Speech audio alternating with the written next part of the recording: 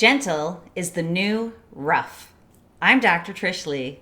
Let me tell you about sex without porn. Okay, in this video, we're going to talk about three things. Number one, first let's talk about what the difference between gentle and rough sex really is. Secondly, let's talk about what happens in your brain during both of those, and we'll compare and contrast them quickly.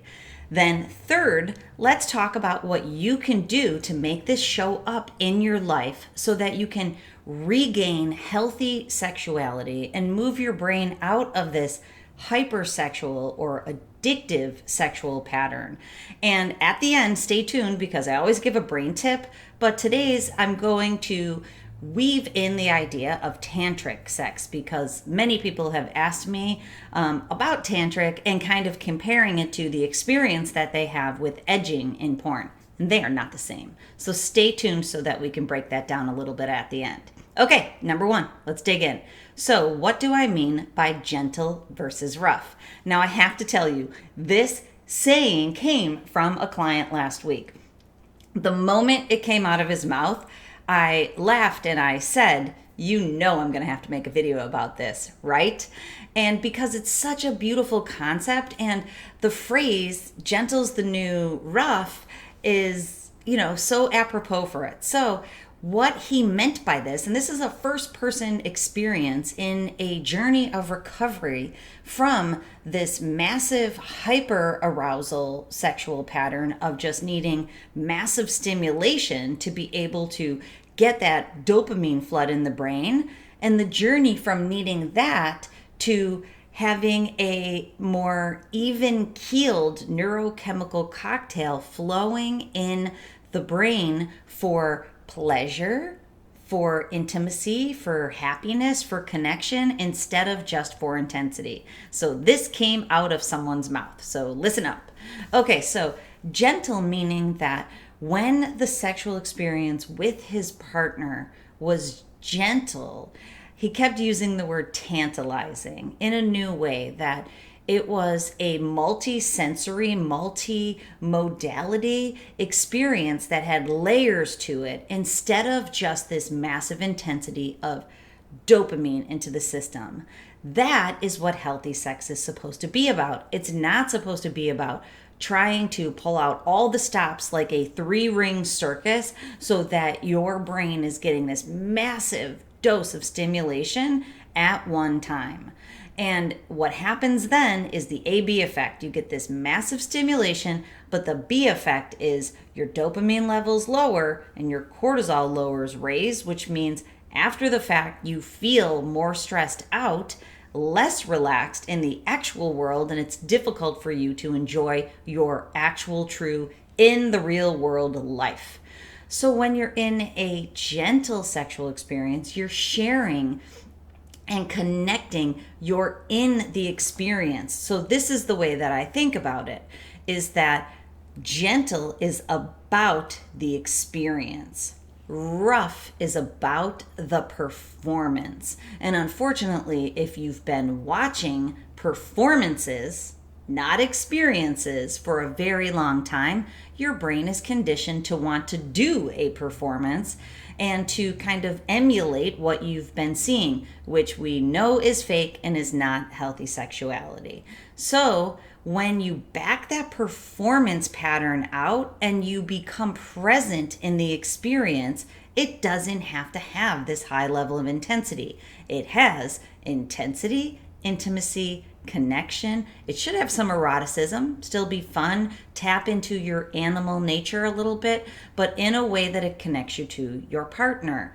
That is what we're talking about. Gentle versus rough. It doesn't mean boring versus fun. It means pleasurable, also tantalizing, which will bring us to tantric in just a second, but it has these deep layers of enjoyment, not just this massive intensity.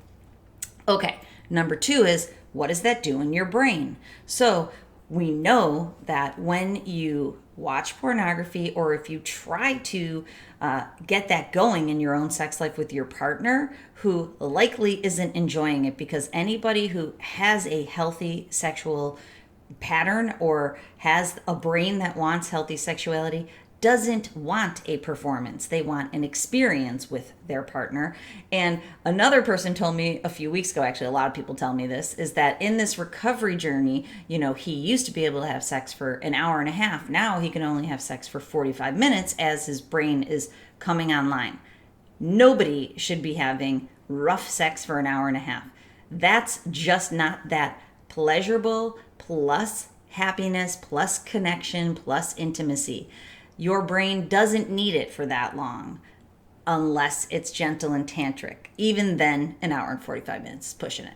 Okay, so what happens in your brain is you're getting this massive dopamine flood. So if you're going 2 hours, it's because your dopamine receptors in your brain are fried out. You're desensitized. So you think you're going long because it's amazing and you're so sexual and you're a rock star, a performance. You're actually going that long because your D2 receptors are not picking up the pleasure and it's not responding in the way that it should in terms of a healthy brain pattern, which should have this balanced neurochemicals, and we'll get to it, so that the experience lasts for an appropriate amount of time. You don't have to keep going and keep ramping up the intensity to try to get to the level that you can actually feel that pleasure because your receptors are so fried out and there's so much dopamine that midbrain area, the reward center, is no longer working. When it works properly, what happens is there's a mix of dopamine for pleasure seeking, actually, like we say. Then there's serotonin for happiness. There's oxytocin for connection. And there's a whole host of other neurochemicals, but basically they are spread out at appropriate levels so that you can have this experience that is multi-layered. So the brain pattern for hypersexual behavior is lots of dopamine because the receptors aren't working and you have to keep going to try to get to that level of this massive intensity to be able to feel pleasure. That's not a good thing. That's an indicator that your brain's not working well.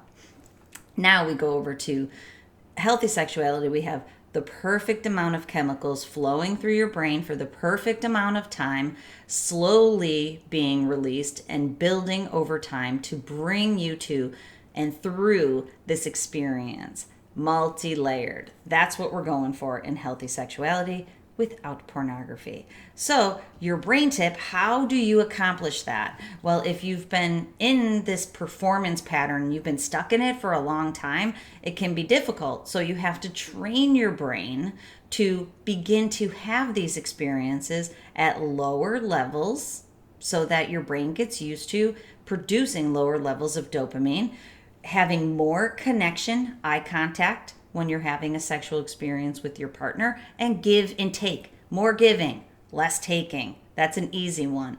So when it comes to tantric, the word means weaving the experience between partners. So if you're going for a tantric sexual experience, it's about what I just said. The building of the pleasure over time slowly so that you're releasing less neurochemicals at one time, but over the course of a longer amount of time, which is healthy for your brain. It's the massive flood that fries out the reward center. So if you can have a longer experience at these lower levels, combining the neurochemicals, it's healthy for your brain. And so, a lot of people liken it to yoga, a sexual yoga experience. So if you're up for that, that's going to be good for your brain because it's going to train your brain to need less intensity over time. But I will tell you that's not going to happen overnight. And what you might find yourself doing is, that classic Dr. Jekyll and Mr. Hyde move where you're experiencing these lower levels and then you get excited and get away with yourself and you go back to that rough pattern of trying to get that intensity. But then you bring yourself back to connection with your partner at these lower levels. But then you kind of switch back to that rough. That's okay. That's part of the journey. This is a process and not an event. So it's okay to experience that. So go try to retrain your brain so that it can experience pleasure, happiness, and connection all at the same time at lower levels. Your brain will thank you because the reward center in the midbrain will resensitize when you stop flooding it. Your mood is going to improve because you're not going to have that A-B effect. You're going to derive more pleasure from the world. So you won't kind of swing back and forth between those extremes like we've talked about before. That's the way out. So I hope that you can use that tip and it will help you to rebuild your sexual relationship. It will help to heal your brain, and it will help you move forward in this journey of your porn brain reboot. Okay, so if you are looking for help on that journey, please reach out to me at drtrishleigh.com, because not only am I still here to serve you, I'm building a team of people, of totally awesome people, so that we can serve more people. I've created digital programs that are there for you, which include meetings personally with me. So I'm putting together a whole bunch of resources so that I can help you succeed on this journey, because that is what I am here for. You will notice I got eye surgery. No more glasses. I know they're not perfect yet, but I am on the mend and I'm moving forward. Last Wednesday was my birthday, and I gave myself the gift of vision by getting my eye fixed. So I'm a work in progress, but aren't we all? Okay, so remember, control your brain or it'll control you.